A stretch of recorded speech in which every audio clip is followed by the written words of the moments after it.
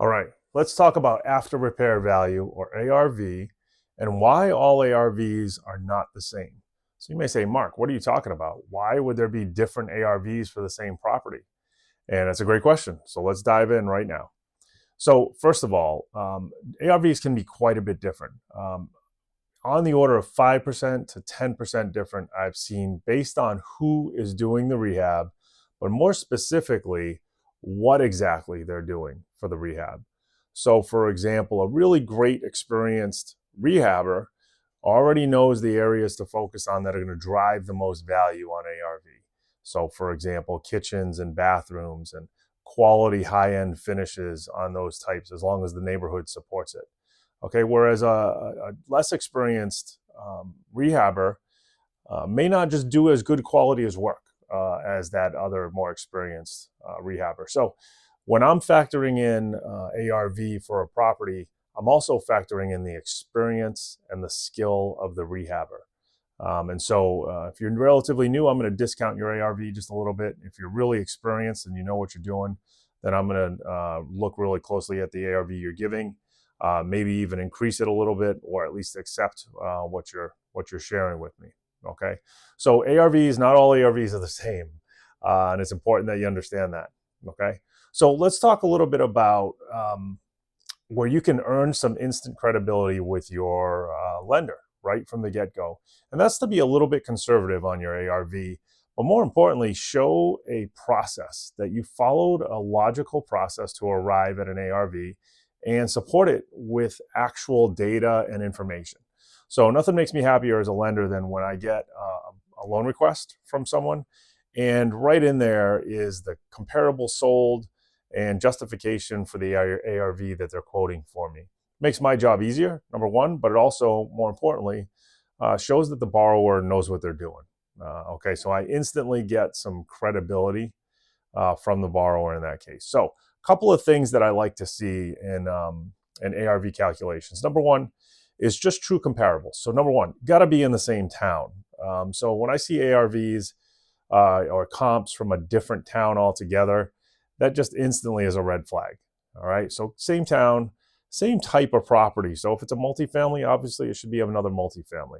Okay. So same number count. So if you're flipping a two family, your comparables should be two families, not three families or fours or sixes or eights. Okay.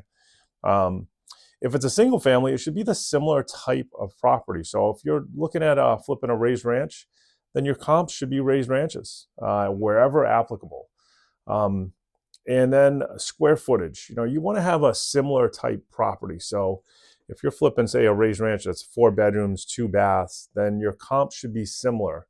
4 bedroom, 2 bath type comps, all within the relative vicinity of that property. All right, and then know how to adjust for bedroom count. So if yours is a 3 bedroom, 2 bath, but your comps are 4 bedroom, 2 bath, how are you going to discount that based on one less bedroom? Okay. And then finally, use price per square foot as a good guide for you, right? So when I pull comps, I'm going to average out the price per square foot of those similar properties in that area and come to about an average, and then apply that to your property to see if you're in that ballpark on the price per square foot. If you're way too high, I'm going to start asking questions about how you're justifying a much higher price per square foot than the comps. And so I would expect that you have a good answer and justification for that. Okay. Here's some of the biggest mistakes that I see folks make when it comes to calculating ARV. Number one, using active listings. Well, you know as well as I do that anybody can list any property for any price that they want. You could have a $300,000 raised ranch that gets listed for $1 million, right? Obviously, it's not going to sell for $1 million. So active listings mean absolutely nothing to me. The only thing I care about are sold comps where both a buyer and a seller have both agreed to a price. That's really the market at work. Okay. So active listings are a no-go. Cherry picking the highest comp in the neighborhood. So just picking one comp that was a standout for some odd reason just doesn't work. I think of some stories I had recently where the borrower was comping a property about a half mile up the road. Everything was really similar.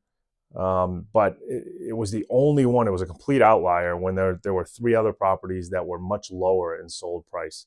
And so when I asked, why did this property sell for so much more, or these others sell for so much less, there was no real good answer. So I had to default to the lower ARV based on the other three comps versus the one really high comp that existed in that area. So be ready to explain your justification and your reasoning behind ARV. Okay.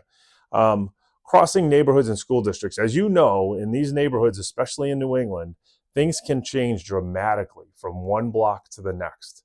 And so my expectation is that you understand that as a house flipper, and that you're taking comps from within the same neighborhood.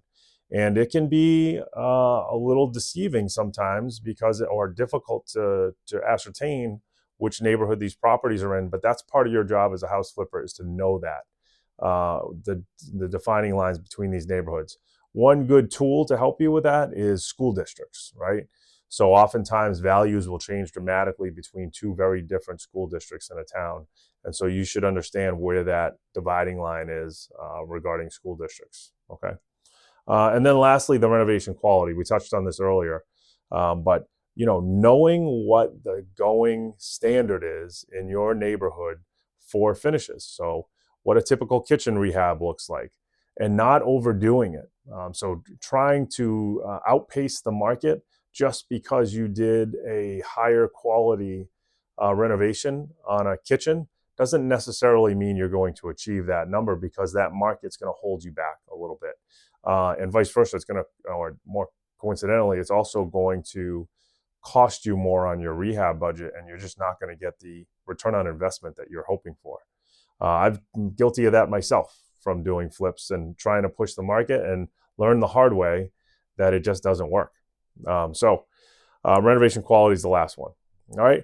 Lastly, if you need a really, just as a pro tip, if you need a really high ARV to make your project work, it's probably not a deal.